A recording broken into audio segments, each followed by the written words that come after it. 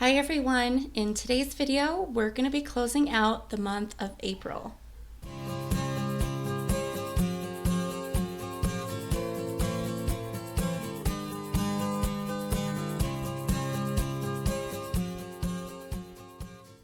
If you're new here, my name's JoJo, and on this channel, I share with you our family's journey to financial freedom. For us, that includes paying off debt, investing, and saving. If you'd like to follow along with us on this journey, then please consider subscribing. And if you enjoy this video, please don't forget to give it a thumbs up before you go. As I said, we are going to be closing out the month of April. We had a lot going on in April. We're first going to do our week 4 check-in, which there was a lot of spending going on. So I'm ready to just hop right in. We use the Every Dollar app, and I have all of my transactions for the week listed over here. We're going to start at the top with income, which we did not have any additional income this week. So what we ended with for April was $9,335.14, which is awesome. It was well over what we expected, so very happy with that. Next, we'll come down to our bills or our fixed expenses. We did have quite a few bills come through.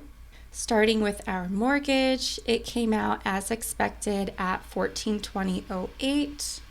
Our HP Inc. bill did come out, and it was only $1.08. Then I also paid daycare. That was paid at $368. Our internet came out. It was $99.99. We only have one internet provider in our area, which is really frustrating because if they charge a lot. Cinemark came out as expected at $9.99. Our sewer bill was a little over what we expected. We ended up having a card that had some fraudulent purchases, one fraudulent purchase made on it, which that's just kind of the reality. I try to have all of my accounts go through PayPal, so I have made that change as well, just so that our cards are not as vulnerable on the internet. But the sewer, I thought I had changed the sewer bill over to our new credit card. Unfortunately, I had not.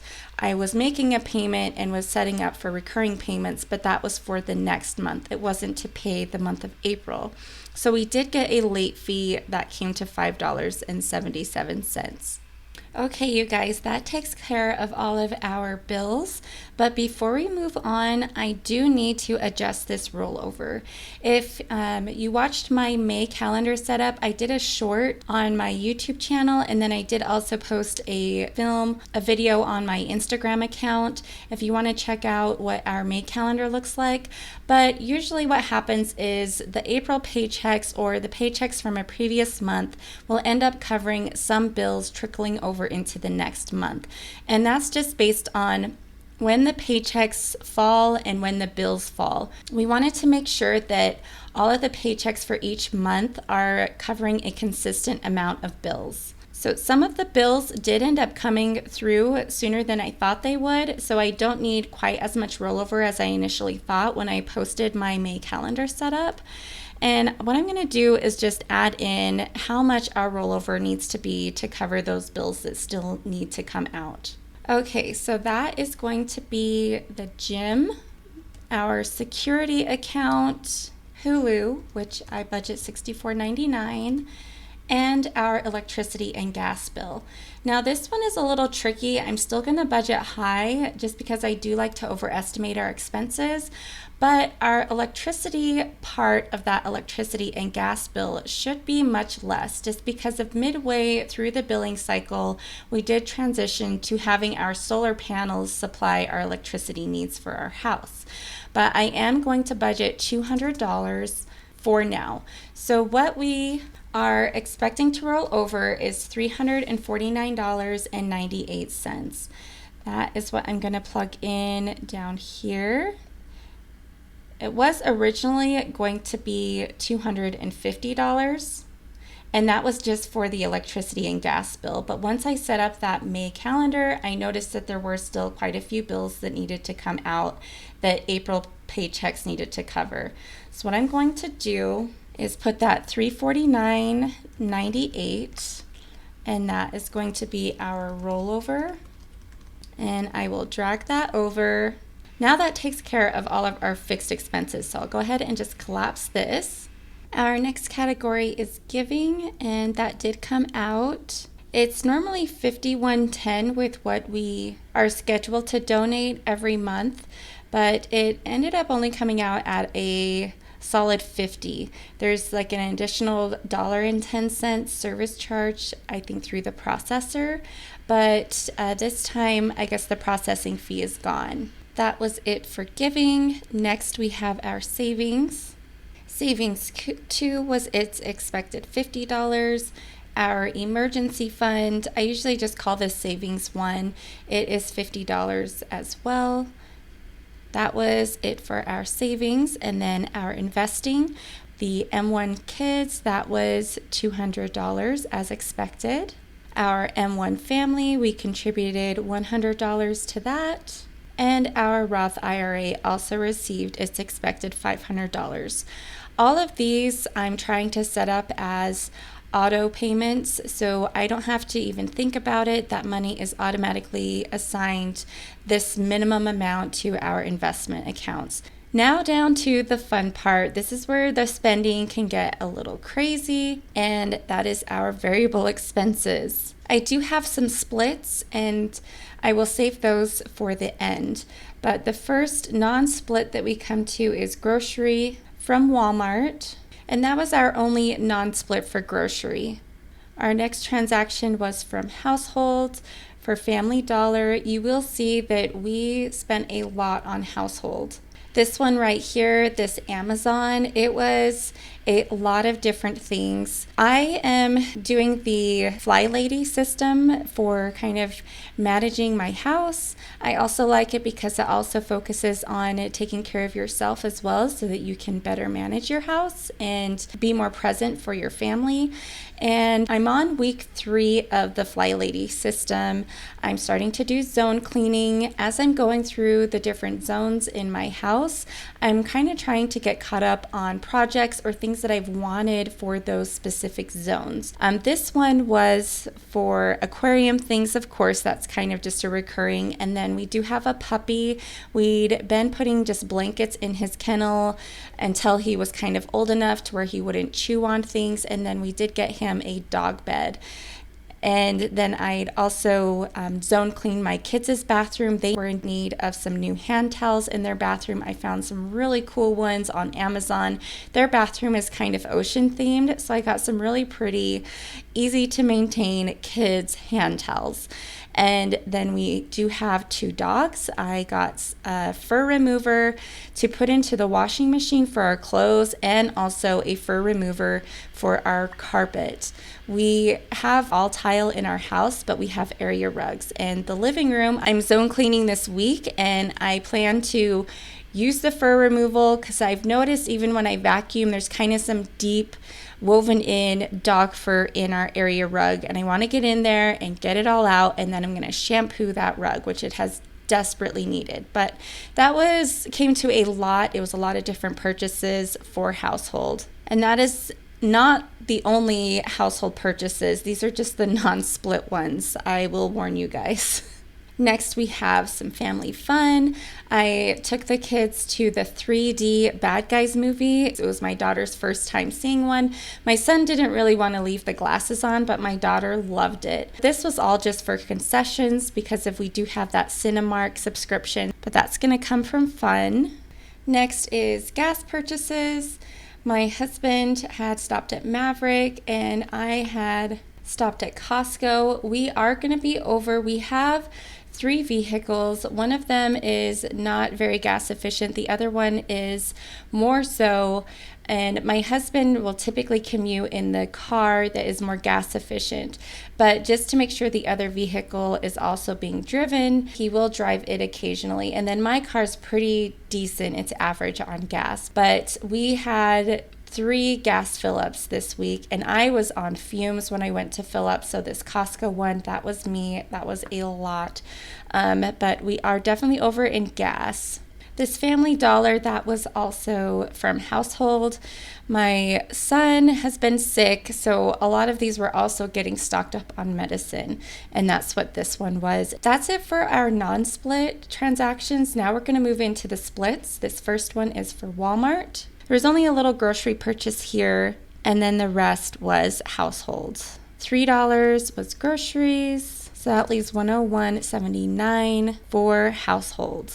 Next for this one, it was between pets and grocery. This was for some dog food. I'm so glad that we buy our dog's food at Costco, but with my son being sick last week, I wasn't able to make my usual Costco run, and our puppy was running out of his food.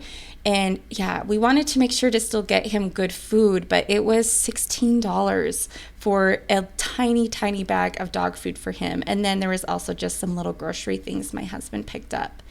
Because we were kind of off our game last week, just with my son being sick, all of our normal routines had kind of gone out the window. And I think that did also throw us off with our spending, unfortunately.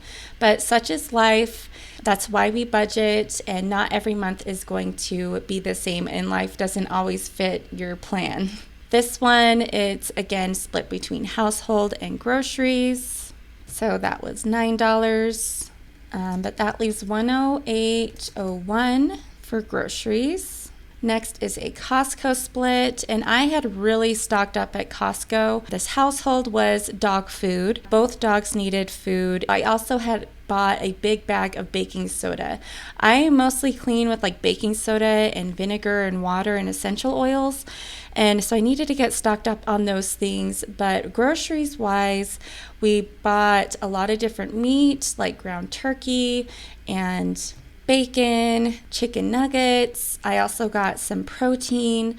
So this was a pretty expensive purchase for groceries. The rest of these are not related to variable expenses, but we are over by a lot in a lot of categories. Kind of anxious to see what our cash flow is going to be at the end of this. Next, we'll move down to debt. Our HELOC payment, which this is my student loan payment, because our student loans are housed within our HELOC, or my student loan is, and that was its usual $500. Now down to sinking funds. These two are going to come from kids. My daughter's in karate. She had her yellow belt testing last weekend. She did so well, you guys. I was so proud of her. This was just the $40 for her to do her belt testing. And then she also got a yearbook from school. Okay, you guys, now comes the fun part where we get to figure out what our cash flow is. Now, how I figure out our cash flow is different than how the app actually wants to calculate my income and my expenses, and that is mostly centered around how they handle my sinking funds. So everything pretty much adds up aside from that one category. I'm going to start with our income. We did earn $9,335.14. We're going to subtract over here where they summarize what we actually spent. Our fixed expenses was $3,494.33. Giving was $51.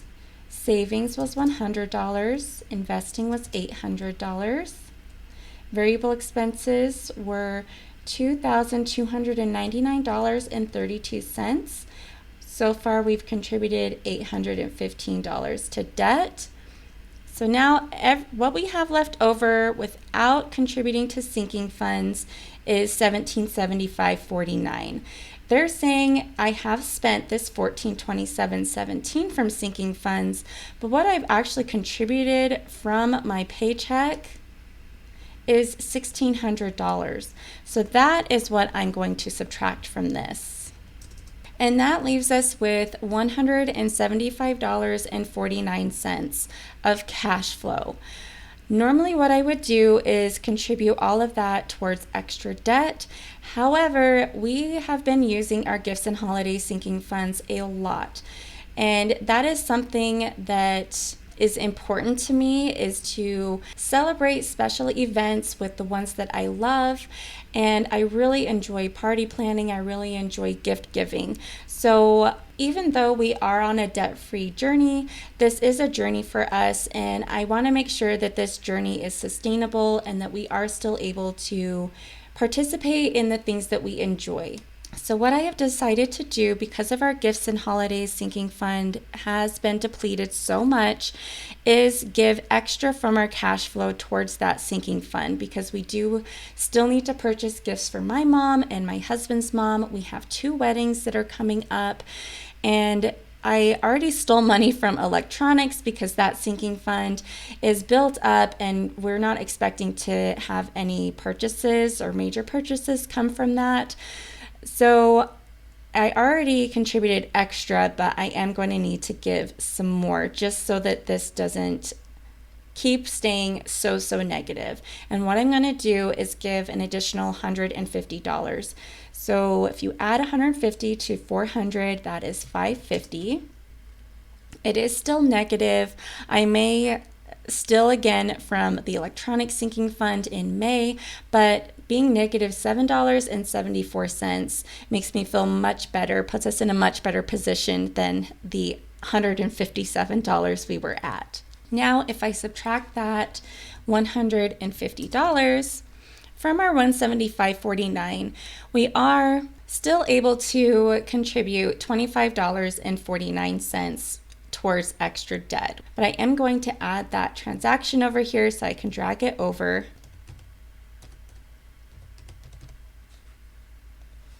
As extra debt, and I'm going to put a note that this was from cash flow, and then we will drag that over, and you can see we have contributed a total of $340.49 in addition to our usual payment towards debt, which is awesome. Now what we get to do is move over to my debt tracking Excel sheet and see what our ending numbers are for April. Okay, you guys, this is where I keep track of all of our debts, including our mortgage. At the top here is our priority debt focus. It's my student loan. We use a velocity banking strategy, so it is housed within our HELOC. We made our minimum payment of $500 this month. There was $92.85 of interest that came out from that minimum payment. That is not the minimum payment that my bank expects me to pay on our HELOC.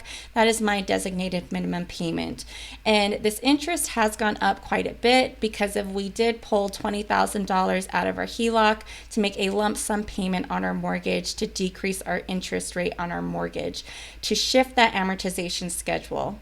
This is what we started with for the beginning of April. We already hit a big debt milestone by getting under $20,000, which felt so good in and of itself, but we're already cruising our way through the teens, you guys. I cannot wait to be less than $10,000. But now we need to add in our extra debt payment. So we'll change this to the $340.49. And that brings us down to $18,808.67. We're not focusing on our HELOC, so for the house, so that's still at the $20,000. Our solar panels, they have interest associated with them, and that was $27.44. Our interest rate is 1.99%. I'm honestly not considering focusing on our solar panels in the near future, just with how low the interest rate is. I think that our money would be better served focused elsewhere, where we could maybe earn more money rather than saving a minuscule amount of interest. But that brought our payment, our total balance down to $40,599.72. And then our mortgage, we paid that, and with interest after our minimum payment, our mortgage is now at $178,156.65. So that leaves our total debt balance at $257,565.04, which to me, including our mortgage with that number and seeing the progress we've made on our student loans, that just feels so good. I'm really hopeful and excited for our future of our finances and can't wait to share some of our future goals with you guys. But that's going to wrap up this video. Let me know how your guys' April closed out. I hope it was wonderful and I hope you're enjoying some spring weather wherever you're at. Bye, everybody.